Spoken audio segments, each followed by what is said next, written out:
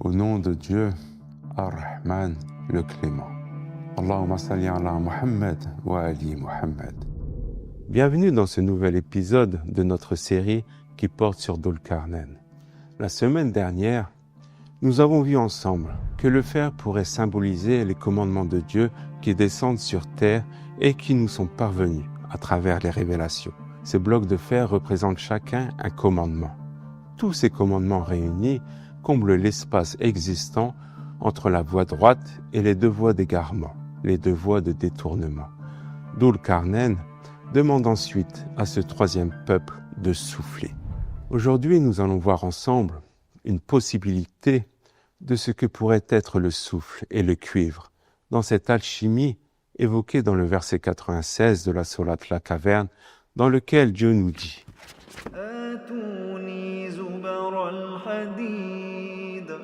حتى إذا ساوى بين الصدفين قال انفخوا حتى إذا جعله نارا قال آتوني أفرغ عليه قطرا. Apportez-moi des blocs de fer. Puis lorsqu'il en eut comblé l'espace entre les sept Daffayn, il dit « Insufflez ». Puis lorsqu'il l'eut rendu une fournaise, il dit « Apportez-moi du cuivre fondu, que je le déverse dessus. » Qu'est-ce que cela signifie? Qu'est-ce que cela veut dire? Dhul Qarnayn emploie en arabe le terme « enfukhu », qui est souvent traduit par le verbe « souffler », mais qui en réalité a une signification bien plus profonde et bien plus subtile que la traduction qu'on nous propose. Dans la Révélation, lorsque Dieu emploie le verbe « nafakha », comme par exemple au verset 28 et 29 de la sourate 15 Al-Hijr, Dieu, en nous révélant la création de l'homme, nous dit وَإِذْ قَالَ رَبُّكَ لِلْمَلَائِكَةِ إِنِّي خَالِقٌ بَشَرًا مِّن صَلْصَالٍ مِّنْ حَمَإٍ مَّسْنُونٍ فإذا سويته ونفخت فيه من روحي فقعوا له ساجدين. Ou encore lorsque Dieu nous révèle dans l'histoire de Marie, la mère du Messie, Isa, au verset 91 de la sourate 21, les prophètes. Et celle qui avait préservé sa chasteté, nous insufflâmes en elle de notre esprit, et fîmes d'elle, ainsi que de son Fils, un signe pour l'univers.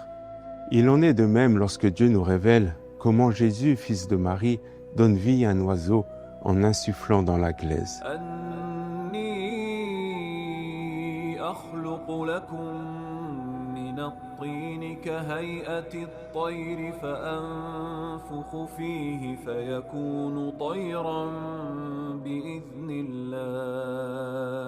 Ainsi, nous comprenons à travers ces versets, ces signes, à travers l'histoire de la création de l'homme, à travers l'histoire de Marie et celle du Messie, que le souffle dont il est question n'est pas un souffle ordinaire, mais qu'il est une insufflation de l'esprit qui provient de Dieu, une insufflation qui donne vie.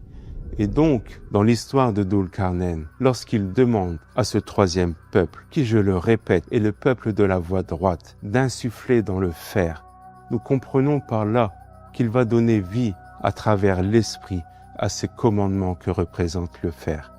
Ces commandements de Dieu qui jusqu'alors étaient oubliés, figés et rejetés, ou dilués dans le temps d'Iblis à travers un raisonnement et une réflexion individuelle. Ces commandements de Dieu qui ont été occultés par les lois et les commandements des hommes, qui ont amené notre humanité dans le désordre, la corruption, l'injustice et l'iniquité. Ces commandements de Dieu, avec l'insufflation de l'Esprit, prennent alors toute leur dimension originelle et spirituelle. Ils prennent vie à travers cette ébullition, ce bouillonnement, cette fournaise dont parle le verset, où tous les atomes, toutes les particules, tous les éléments composant ces blocs de fer se mettent en mouvement pour fusionner et ne former qu'un. Cette unité, ce tout qui viendra épouser la forme du chemin droit et par cela enlever tout détournement, toute autre voie et tout égarement possible. Et c'est alors que Dhul-Qarnayn va déverser dessus le cuivre. Mais que pourrait bien être ce cuivre que Dhul-Qarnayn déverse? Pour cela, nous devons revenir à la révélation et au verset qui évoque le cuivre. Nous savons que le cuivre n'est pas un élément que Dieu fait descendre du ciel, mais qu'il provient de la terre. Et c'est à travers l'histoire de Salomon que nous pouvons comprendre ce que pourrait être le cuivre. Dans les versets 12 et 13 de la sourate Saba, Dieu nous dit, en parlant de Salomon, وأسلنا له عين القطر ومن الجن من يعمل بين يديه بإذن ربه ومن يزغ منهم عن أمرنا نذقه من عذاب السعير. Et pour lui, nous avons fait couler la source de cuivre. Et parmi les djinns, il y en a qui travaillaient sous ses ordres par permission de son Seigneur. Quiconque d'entre eux cependant déviait de notre ordre, nous lui faisions goûter au châtiment de la fournaise. يعملون له ما يشاء من محاريب وتماثيل وجفان كالجواب. Ils exécutaient pour lui ce qu'ils voulaient, sanctuaires, statues, plateaux comme des bassins et marmites bien ancrées. nous comprenons par là que la spécificité du cuivre, à travers la source du cuivre que Dieu a donné à Salomon, est de façonner, de modeler et de construire tous les éléments nécessaires à l'édification et à la manifestation physique de son royaume. C'est ce que Dieu nous dit quand il nous révèle que les djinns exécutaient pour Salomon tout ce qu'il voulait et en donne des exemples, sanctuaires, statues, plateaux et autres.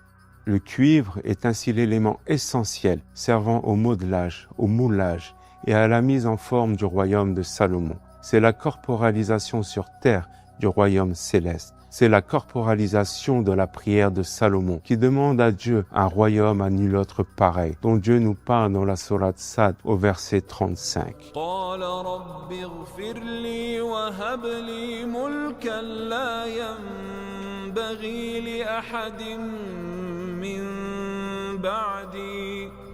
Ainsi, le cuivre prend un tout autre sens. Il devient la corporalisation, la matérialisation d'un élément spirituel ou de tout élément immatériel. C'est en ce sens que nous comprenons pourquoi Dieu nous dit que Salomon a enchaîné les djinns, car ces derniers ne sont pas constitués d'éléments solides. Ils sont constitués d'un feu sans fumée, comme le dit la Révélation. Et c'est donc à travers la source du cuivre que Salomon les enchaîne en leur donnant une corporalité venant de notre monde. Ils deviennent ainsi enchaînés, prisonniers du moule terrestre. Ainsi, nous comprenons que le cuivre dont Dieu nous parle dans l'histoire de Dhul-Qarnayn est ce qui viendra façonner, mouler, modeler et rendre apparent et physique dans le monde sensible, dans le monde de la matière, la promesse de Dieu. Cette promesse de Dieu qui viendra clôturer le temps de Gog et de Magog et qui viendra clôturer le temps d'Iblis. Cette promesse de Dieu qui, par cette dernière opération réalisée par Dhul-Qarnayn, de verser le cuivre sur le fer bouillonnant, apportera la corporalité, la visibilité, la manifestation physique du monde spirituel, du monde de lui-même, du monde du Raïb. Avec cette opération alchimique du fer, de l'insufflation et du cuivre, la voie droite n'est désormais plus uniquement une voie spirituelle. Elle devient alors tangible, visible et manifeste. Elle devient le royaume de Dieu sur terre. Elle devient la cité parfaite. Elle devient la terre promise. Elle devient la terre du Khalifa. Elle est ce pourquoi tous les prophètes et les hommes de Dieu ont œuvré. Elle est la promesse de toutes les révélations et elle est la finalité de notre destinée. Que la paix de Dieu soit sur vous. Et je vous dis à très bientôt pour le dernier épisode de notre série qui porte sur Dhul-Qarnayn.